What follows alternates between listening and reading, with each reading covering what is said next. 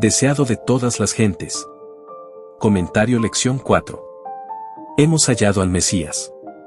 Juan el Bautista estaba predicando y bautizando en Betábara, al otro lado del Jordán. No quedaba muy lejos del lugar donde antaño Dios había detenido el río en su curso hasta que pasara Israel. A corta distancia de allí, la fortaleza de Jericó había sido derribada por los ejércitos celestiales. El recuerdo de dichos sucesos revivía en este tiempo y prestaba conmovedor interés al mensaje del Bautista. ¿No habría de volver a manifestar su poder, para librar a Israel, aquel que había obrado tan maravillosamente en tiempos pasados? Tal era el pensamiento que conmovía el corazón de la gente que diariamente se agolpaba a orillas del Jordán. La predicación de Juan se había posesionado tan profundamente de la nación que exigía la atención de las autoridades religiosas. El peligro de que se produjera alguna insurrección inducía a los romanos a considerar con sospecha toda reunión popular, y todo lo que tuviese el menor viso de un levantamiento del pueblo excitaba los temores de los gobernantes judíos. Juan no había reconocido la autoridad del Sanedrín ni pedido su sanción sobre su obra, y había reprendido a los gobernantes y al pueblo, a fariseos y saduceos por igual. Sin embargo, el pueblo le seguía ávidamente. El interés manifestado en su obra parecía aumentar de continuo. Aunque él no le había manifestado deferencia, el Sanedrín estimaba que, por enseñar en público, se hallaba bajo su jurisdicción. Ese cuerpo estaba compuesto de miembros elegidos del sacerdocio y de entre los principales gobernantes y maestros de la nación. El sumo sacerdote era quien lo presidía, por lo general. Todos sus miembros debían ser hombres de edad provecta, aunque no demasiado ancianos, hombres de saber, no solo versados en la religión e historia de los judíos, sino en el saber general. Debían ser sin defecto físico, y hombres casados, y además, padres, pues así era más probable que fuesen humanos y considerados. Su lugar de reunión era un departamento anexo al Templo de Jerusalén. En el tiempo de la independencia de los judíos, el Sanedrín era la corte suprema de la nación y poseía autoridad secular tanto como eclesiástica. Aunque en el tiempo de Cristo se hallaba subordinado a los gobernadores romanos, ejercía todavía una influencia poderosa en los asuntos civiles y religiosos. Era difícil para el Sanedrín postergar la investigación de la obra de Juan. Algunos recordaban la revelación dada a Zacarías en el templo, y su profecía de que su hijo sería el heraldo del Mesías. En los tumultos y cambios de 30 años, estas cosas habían sido en gran parte olvidadas. Ahora la conmoción ocasionada por el ministerio de Juan las traía a la memoria de la gente. Hacía mucho que Israel no había tenido profeta, hacía mucho que no se había realizado una reforma como la que se presenciaba. El llamamiento a confesar los pecados parecía nuevo y sorprendente. Muchos de entre los dirigentes no querían ir a oír las invitaciones y denuncias de Juan, por temor a verse inducidos a revelar los secretos de sus vidas. Sin embargo, su predicación era un anuncio directo del Mesías. Era bien sabido que las 70 semanas de la profecía de Daniel, que incluían el advenimiento del Mesías, estaban por terminar, y todos anhelaban participar en esa era de gloria nacional que se esperaba para entonces. Era tal el entusiasmo popular, que el Sanedrín se vería pronto obligado a sancionar o a rechazar la obra de Juan. El poder que dicha asamblea ejercía sobre el pueblo estaba ya decayendo. Era para ella un asunto grave saber cómo mantener su posición. Esperando llegar a alguna conclusión, enviaron al Jordán una delegación de sacerdotes y levitas para que se entrevistaran con el nuevo maestro. Cuando los delegados llegaron, había una multitud congregada que escuchaba sus palabras. Con aire de autoridad, destinado a impresionar a la gente y a inspirar deferencia al profeta, llegaron los altivos rabinos. Con un movimiento de respeto, casi de temor, la muchedumbre les dio paso. Los notables, con lujosa vestimenta y con el orgullo de su posición y poder, se llegaron ante el profeta del desierto. «¿Tú, quién eres?», preguntaron. «¿Qué pues, eres tú Elías?». «No soy». «¿Eres tú el profeta?». «No». «Pues ¿quién eres, para que demos respuesta a los que nos enviaron? ¿Qué dices de ti mismo?». «Yo soy la voz del que clama en el desierto, enderezad el camino del Señor, como dijo Isaías profeta». El pasaje al que se refirió Juan es la hermosa profecía de Isaías: «Consolaos, consolaos, pueblo mío, dice vuestro Dios. Hablad al corazón de Jerusalén, decidle a voces que su tiempo es ya cumplido, que su pecado es perdonado. Voz que clama en el desierto, barred camino a Jehová, enderezad calzada en la soledad a nuestro Dios. Todo valle sea alzado, y bájese todo monte y collado, y lo torcido se enderece, y lo áspero se allane. Y manifestaráse la gloria de Jehová, y toda carne juntamente la verá. Antiguamente, cuando un rey viajaba por las comarcas menos frecuentadas de sus dominios, se enviaba delante del carro real a un grupo de hombres para que aplanase los lugares escabrosos y llenase los baches, a fin de que el rey pudiese viajar con seguridad y sin molestia. Esta costumbre es la que menciona el profeta para ilustrar la obra del Evangelio. Todo valle sea alzado, y bájese todo monte y collado. Cuando el Espíritu de Dios conmueve el alma con su maravilloso poder de despertarla, humilla el orgullo humano. El placer mundanal, la jerarquía y el poder son tenidos por inútiles. Son destruidos los consejos, y toda altura que se levanta contra la ciencia de Dios y se sujeta todo intento a la obediencia de Cristo. Entonces la humildad y el amor abnegado, tan poco apreciados entre los hombres, son ensalzados como las únicas cosas de valor. Tal es la obra del Evangelio, de la cual el mensaje de Juan era una parte. Los rabinos continuaron preguntando, ¿por qué pues bautizas, si tú no eres el Cristo, ni Elías, ni el profeta? Las palabras el profeta se referían a Moisés. Los judíos se habían inclinado a creer que Moisés sería resucitado de los muertos y llevado al cielo. No sabían que ya había sido resucitado. Cuando el Bautista inició su ministerio, muchos pensaron que tal vez fuese el profeta Moisés resucitado, porque parecía tener un conocimiento cabal de las profecías y de la historia de Israel. También se creía que antes del advenimiento del Mesías, Elías aparecería personalmente. Juan salió al cruce de esta expectación con su negativa, pero sus palabras tenían un significado más profundo. Jesús dijo después, refiriéndose a Juan, y si queréis recibirlo, este es Elías, el que había de venir. Juan vino con el espíritu y poder de Elías, para hacer una obra como la que había hecho Elías. Si los judíos le hubiesen recibido, esta obra se habría realizado en su favor. Pero no recibieron su mensaje. Para ellos no fue Elías. No pudo cumplir en favor de ellos la misión que había venido a realizar. Muchos de los que estaban reunidos al lado del Jordán habían estado presentes en ocasión del bautismo de Jesús, pero la señal dada entonces había sido manifiesta para unos pocos de entre ellos. Durante los meses precedentes, durante el ministerio del Bautista, muchos se habían negado a escuchar el llamamiento al arrepentimiento. Así habían endurecido su corazón y obscurecido su entendimiento.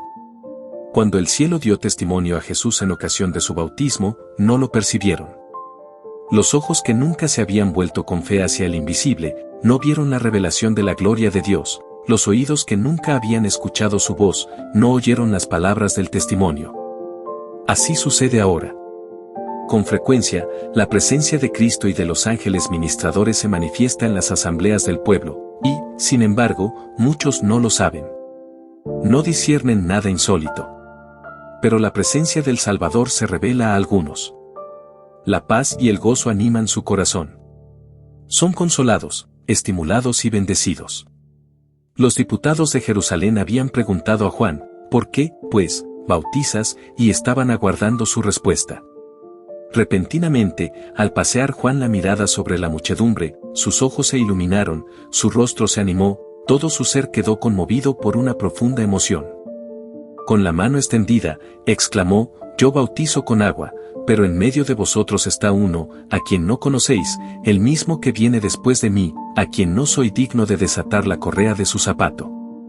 El mensaje que debía ser llevado al Sanedrín era claro e inequívoco.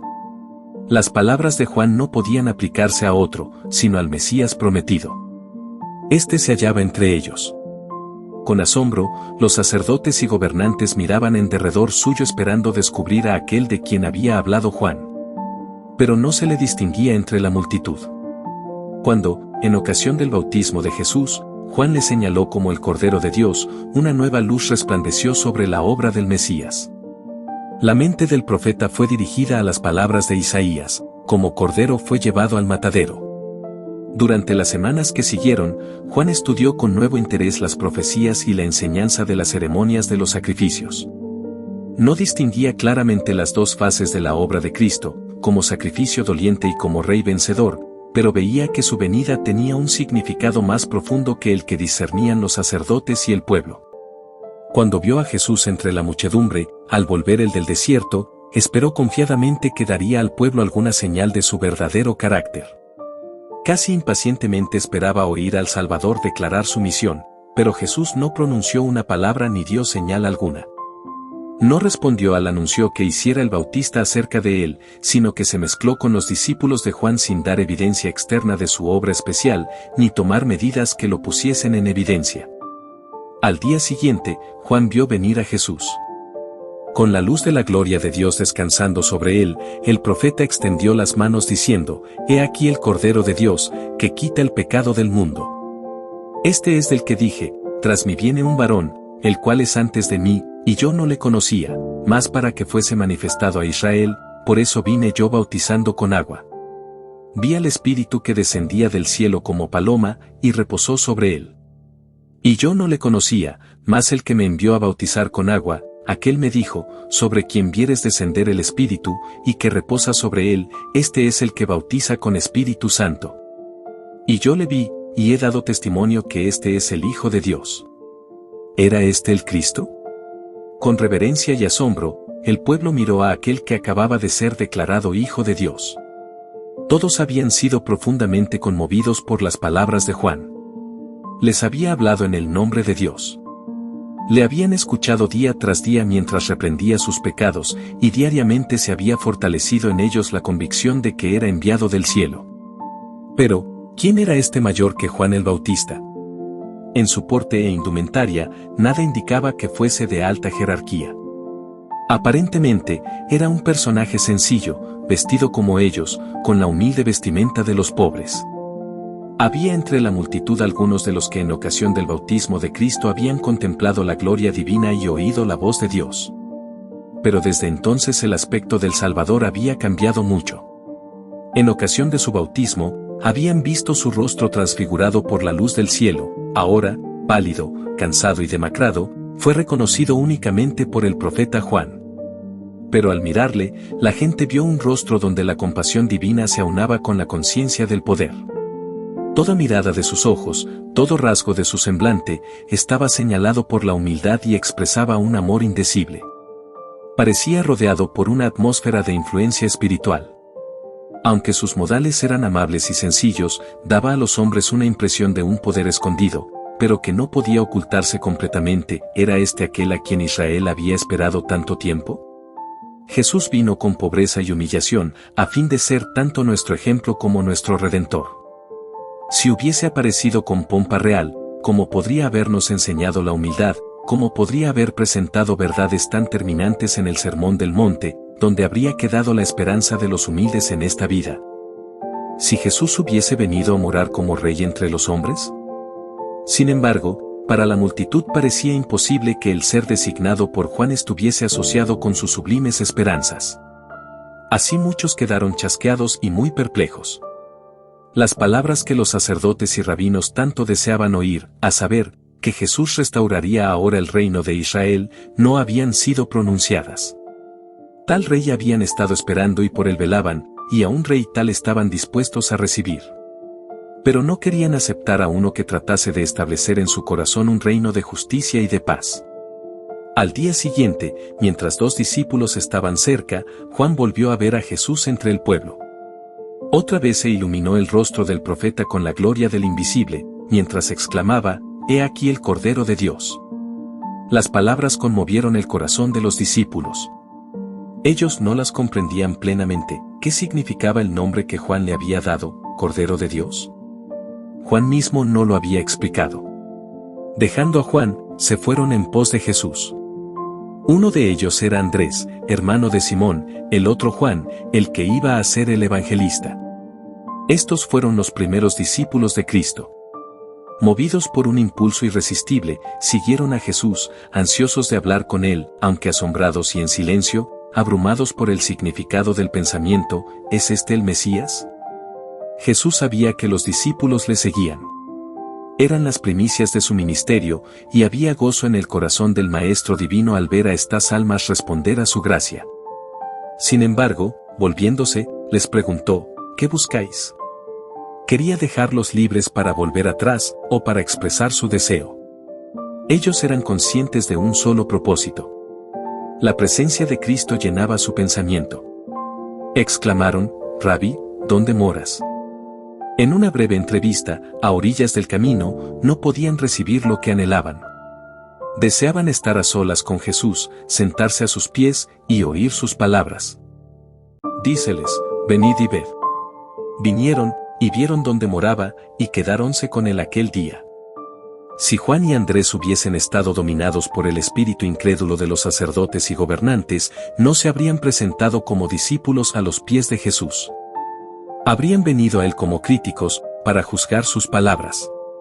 Muchos cierran así la puerta a las oportunidades más preciosas. No sucedió así con estos primeros discípulos.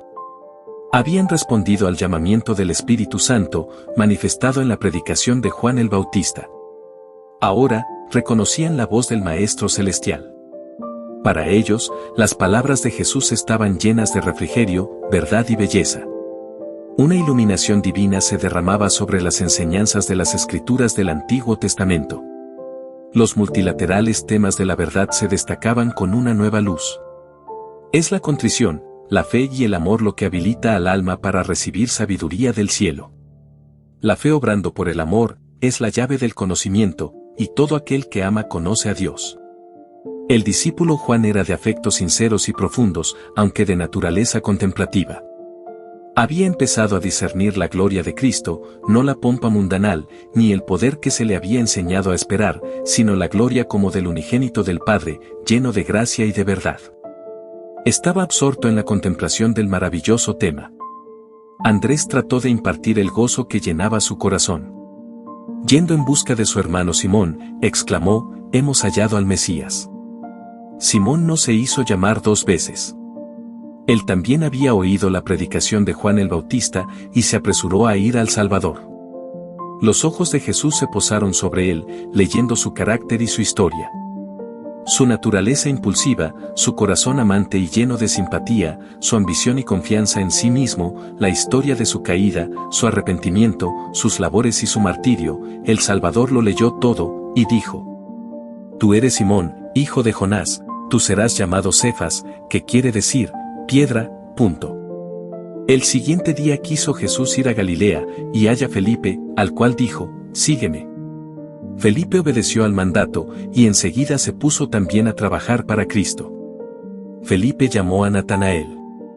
Este último había estado entre la muchedumbre cuando el Bautista señaló a Jesús como el Cordero de Dios. Al mirar a Jesús, Natanael quedó desilusionado. ¿Podía ser el Mesías este hombre que llevaba señales de pobreza y de trabajo? Sin embargo, Natanael no podía decidirse a rechazar a Jesús, porque el mensaje de Juan le había convencido en su corazón. Cuando Felipe lo llamó, Natanael se había retirado a un tranquilo huerto para meditar sobre el anuncio de Juan y las profecías concernientes al Mesías. Estaba rogando a Dios que si el que había sido anunciado por Juan era el libertador, se lo diese a conocer. Y el Espíritu Santo descendió para impartirle la seguridad de que Dios había visitado a su pueblo y le había suscitado un cuerno de salvación. Felipe sabía que su amigo Natanael escudriñaba las profecías, y lo descubrió en su lugar de retiro mientras oraba debajo de una higuera, donde muchas veces habían orado juntos, ocultos por el follaje. El mensaje, hemos hallado a aquel de quien escribió Moisés en la ley, y los profetas, pareció a Natanael una respuesta directa a su oración. Pero la fe de Felipe era aún vacilante. Añadió con cierta duda, Jesús, el hijo de José, de Nazaret. Los prejuicios volvieron a levantarse en el corazón de Natanael. Exclamó, ¿de Nazaret puede haber algo de bueno? Felipe no entró en controversia. Dijo, ven y ve. Jesús vio venir hacia Natanael, y dijo de él, he aquí un verdadero israelita, en el cual no hay engaño. Sorprendido, Natanael exclamó, ¿de dónde me conoces? Respondió Jesús, y díjole, antes que Felipe te llamara, cuando estabas debajo de la higuera te vi. Esto fue suficiente. El Espíritu Divino que había dado testimonio a Natanael en su oración solitaria debajo de la higuera, le habló ahora en las palabras de Jesús. Aunque presa de la duda, y cediendo en algo al prejuicio, Natanael había venido a Cristo con un sincero deseo de oír la verdad, y ahora su deseo estaba satisfecho. Su fe superó a la de aquel que le había traído a Jesús. Respondió y dijo: Rabí, tú eres el Hijo de Dios, tú eres el Rey de Israel. Si Natanael hubiese confiado en los rabinos para ser dirigido, nunca habría hallado a Jesús. Viendo y juzgando por sí mismo, fue como llegó a ser discípulo. Así sucede hoy día en el caso de muchos a quienes los prejuicios apartan de lo bueno, cuán diferentes serían los resultados si ellos quisieran venir y ver. Ninguno llegará a un conocimiento salvador de la verdad mientras confíe en la dirección de la autoridad humana. Como Natanael, necesitamos estudiar la palabra de Dios por nosotros mismos y pedir la iluminación del Espíritu Santo. Aquel que vio a Natanael debajo de la higuera, nos verá en el lugar secreto de oración. Los ángeles del mundo de luz están cerca de aquellos que con humildad solicitan la dirección divina. Con el llamamiento de Juan, Andrés, Simón, Felipe y Natanael, empezó la fundación de la Iglesia cristiana. Juan dirigió a 2 de sus discípulos a Cristo. Entonces uno de estos, Andrés, halló a su hermano y lo llevó al Salvador. Luego Felipe fue llamado y buscó a Natanael. Estos ejemplos deben enseñarnos la importancia del esfuerzo personal de dirigir llamamientos directos a nuestros parientes, amigos y vecinos. Hay quienes durante toda la vida han profesado conocer a Cristo, y sin embargo, no han hecho nunca un esfuerzo personal para traer siquiera un alma al Salvador. Dejan todo el trabajo al predicador. Tal vez él esté bien preparado para su vocación, pero no puede hacer lo que Dios ha dejado para los miembros de la Iglesia. Son muchos los que necesitan el ministerio de corazones cristianos amantes. Muchos han descendido a la ruina cuando podrían haber sido salvados, si sus vecinos, hombres y mujeres comunes, hubiesen hecho algún esfuerzo personal en su favor. Muchos están aguardando a que se les hable personalmente.